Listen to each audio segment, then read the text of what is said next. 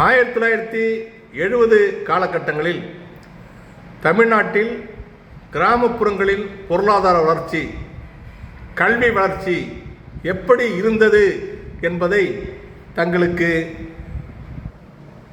தெரியப்படுத்த நினைக்கிறேன். நான் பார்த்தவை, நான் கண்டவை, நான் காதால் கேட்டவை என்று பார்க்கும் பொழுது, கிராமங்களிலே ஒரு 10 கிராமத்திற்கு ஒரு வழக்கறிஞர் இருந்தால் அது மிகப்பெரிய அரிதான காரியம். அதே போலவே 10 கிராமங்களுக்கு ஒரு பொறியாளர் இருந்தால் அது பெரிய அதிசயம். அதுபோல ஒரு 20 கிராமத்திற்கு ஒரு மருத்துவர் இருந்தால் அது அதைவிட பெரிய காரியம். அப்படி இவர்கள் எல்லாம் மருத்துவர், பொறியாளர், வழக்கறிஞர் இவர்களெல்லாம் இருந்தாலும் அவர்களெல்லாம் யாராக இருப்பார்கள் என்றால் எல்லாம் முற்போக்கு சமூகத்தை சேர்ந்தவர்களாக தான் இருப்பார்கள். ஒரு வசதி வாய்ப்பான குடும்பத்தை சேர்ந்தவர்களாக இருப்பார்கள். அவர்கள் மட்டுமே மருத்துவராக, பொறியாளராக, வழக்கறிஞராக வர முடியும் என்ற ஒரு காலகட்டம் இருந்தது. குறிப்பிட்ட சொல்லுவார்கள், ஒரு கிராமத்தில் போயிட்டு கேட்டிங்கன்னா ஏதாவது ஒரு பொருள் வாங்கிட்டு, அப்போல்லாம் உண்டு தீப்பெட்டி இருக்குல்ல, இந்த தீப்பெட்டி கொச்சு கூட இரவல் வாங்குவாங்க, கடை வாங்குவாங்க. அது மாதிரி ஒரு சகிப்புத்தன்மை, ஒரு மன பகிர்வுத்தன்மை கிராமங்களில் ஒரு பண்பாடு இருந்துச்சு. இரவு நேரத்தில் தீப்பெட்டி தீர்ந்து பிடுங்கிறதுனால மறந்துருப்பாங்க வாங்கிறதுக்கு. பக்கத்து வீட்டில் போய் ஒரு 4-5 குச்சி வாங்கிப்பாங்க, தீக்குச்சி வாங்கிப்பாங்க. மிளகாத்தூள் அது மாதிரி நம்ம குழம்பு வைக்கிறதுக்கு சாம்பார் பொடி வேணுமா, மிளகாத்தூள் வேணுமா, வீட்டில் என்ன ஒரு கரண்டி கொடுங்கப்பாங்க, அந்த கரண்டியால் அளந்து வாங்கிப்பாங்க. அரிசி வேணுன்னா கூட அது மாதிரி கேட்டு வாங்கிப்பாங்க. இது மாதிரிலாம் ஒரு ஒற்ற மனநிலையில் உள்ள கலாச்சாரங்கள், பண்பாடுகள், பகிர்மானங்கள் கிராமப்புறங்களில் வாழ்ந்து கொண்டிருந்தன. அந்த காலகட்டங்கள் என்பதே வேறு. ஒரு இன்ஜினியர் இருந்தான்னா இன்ஜினியர் வீடு சொல்லுவாங்க. ஏன்னா அந்த ஒரு இன்ஜினியர் வீடுன்னா அந்த ஒரு வீடு தான் இருக்கும். டாக்டர் வீடுங்கிறது கிராமத்தில் இருக்கிறதுக்கு வாய்ப்பே இல்லை. அது மாதிரி வழக்கறிஞர் வீடுனாலும் ஏதோ ஒரு வீடு இருக்கும். இருந்தாலும் அந்த வீடு தான் அங்கே இருக்குமே தவிர வழக்கறிஞர் வந்து அங்கே இருக்க மாட்டார். அவர் நகரத்தில் போய் குடியேறிடுவாங்க. இது மாதிரி ஒரு காலகட்டங்கள் தான் இருந்துச்சு. இன்னும் சொல்ல போனீங்கன்னா எல்லா வீட்லேயும் வானொலி பெட்டி இருக்காது. நம்ம டிரான்சிஸ்டர் ரேடியோ இருக்குங்களா, எல்லா வீட்லேயும் இருக்காது. ஏதோ ஒருத்தர் வீட்டில் 2 பேர் வீட்டில் இருக்கும். அந்த செய்தி கேட்கலாம் ரொம்ப அரிதாக போய் கேட்கணும். அதே மாதிரி பார்த்தீங்கன்னா இந்த சுவர் கடிகாரம் இருக்குல்ல, வால் கிளாக், அந்த வால் கிளாக்கும் அந்த கிராமத்தில் யாராவது ஒருத்தர் வீடு 2 பேர் வீட்டில் தான் இருக்கும்.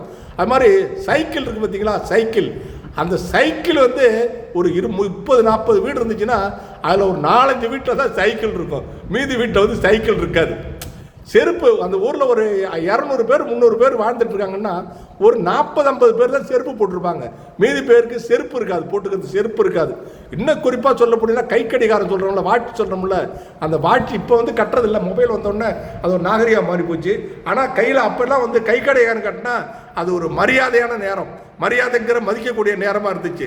அந்த நேரத்தில் யாராவது ஒரு பொண்ணு பார்க்க, கிராமத்தில் பொண்ணு பார்க்க ஒரு மாப்பிள்ளை போகிறான்னு வச்சுங்க, யாராவது நண்பர்கள்ட்ட கை கடிகாரத்தை வாங்கி கட்டி போகிற நேரம்லாம் உண்டு.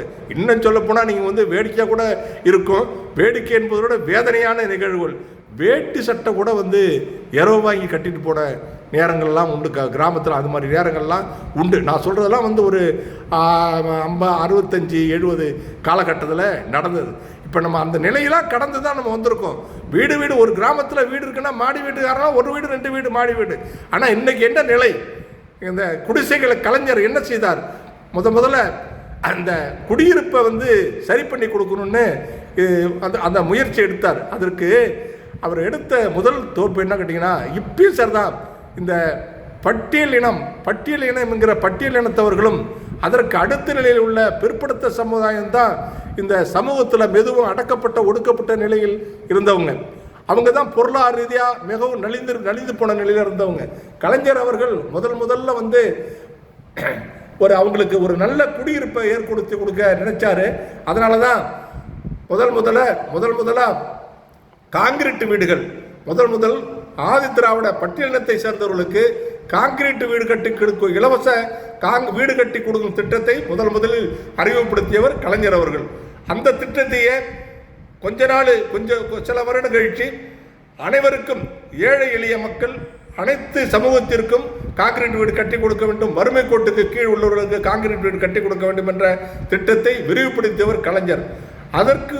அதற்கு பிறகுதான் உங்களுக்கு தெரியும், கடைசியாக 2006 2011 ஆட்சி நடக்கும்போது தான் கலைஞர் வீடு கட்டு திட்டம்னு ஒரு திட்டத்தை கொண்டு வந்து கிராம குடிசைகளே இருக்கக்கூடாது, நம்ம தமிழ்நாட்டில் குடிசைகளே இருக்கக்கூடாதுங்கிற ஒரு நல்ல எண்ணத்தில் எல்லாருக்கும் ஒவ்வொரு பகுதியாக கட்சி பாகுபாடு இல்லாமல், மத பாகுபாடு இல்லாமல், ஜாதி பாகுபாடு இல்லாமல் எல்லா இடத்துல உள்ள குடிசை வீட்டுகளை ஆற்றி ஒரு பகுதியாக, ஒரு ஊராட்சி இருக்குன்னா ஒரு பக்கத்துலேயே இருந்து அடைச்ச மாதிரி ஒரு பகுதியாக வந்து காங்கிரீட் வீடு கட்டி கொடுக்கணும்னு சொல்லிட்டு ஒரு திட்டத்தை கொண்டு வந்து முதல் கட்டமாக அந்த திட்டத்தை 2010-11 கலைஞர் அவர்கள் அமுல்படுத்தினார்.